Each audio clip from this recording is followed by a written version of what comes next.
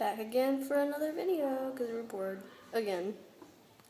So we're just going to give tips on texting in school, sleeping in school, bsing a paper, and how to avoid swagger traffic. Okay, first off, texting in class. We all know we all do it. We all know we want to do it. We got a text message. And we have a text message from Devin, my boyfriend. But, yeah. So, how to text in class. It depends on your teacher. If your teacher doesn't care, then obviously you can text whenever. But if your teacher is one of those strict, you cannot text in class people, you should do one of the following. Put it inside your book bag and act like you're listening and look up occasionally. And you should learn how to text without looking at your phone, just so you know. Or if you have autocorrect, that helps you out a lot. Second tip. In the pocket. Do it in the pocket. And no, I'm not talking about anything other than texting.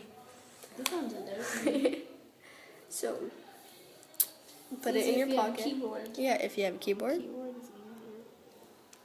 Put it in your pocket and you text away and no one will ever know. Number 3. To text in class, you can keep it in the sleeve of your shirt. Especially if you have a phone like that has the key thingy on the front. And it has like ABC, the T9 word or whatever it is. Yeah.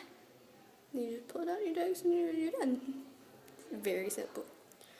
Our second category, sleeping in school. Oh, expert. My favorite. So what's the first thing you should do? If you have a hood, gotta put it on like this, and you casually lay your head on the table, and you fall asleep. But you occasionally gotta look up. So.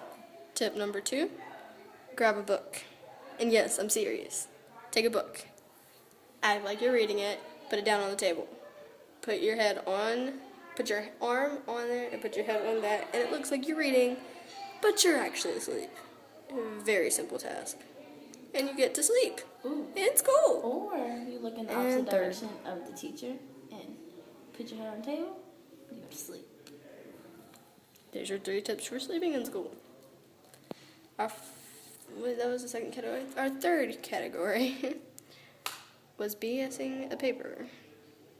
We all know we get those paper prompts where we have to write like an essay on whatever, for whatever. Yeah. So if you want to BS paper, just kind of sketch down what it's about or whatever, and then just when you're typing it, throw in stuff that you think makes sense, but it doesn't have to make sense to the other people because you can explain it. That's how you BS paper. Have any tips for BSing a paper? I just wouldn't do it. That's just not doing it, not BSing a paper. And category number 4, avoiding swagger traffic. For those of you who don't know what swagger traffic is, it's when you're in school and the bell rings, and you have all these people rushing up the stairs and down the stairs and through the hallways, and people walking so slow because their pants are around their ankles. Yeah, swagger traffic.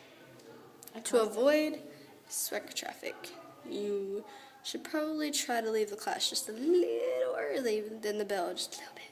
But if you can't do that, I don't suggest doing that because you can get in trouble. But if you can do that, by all means, try it.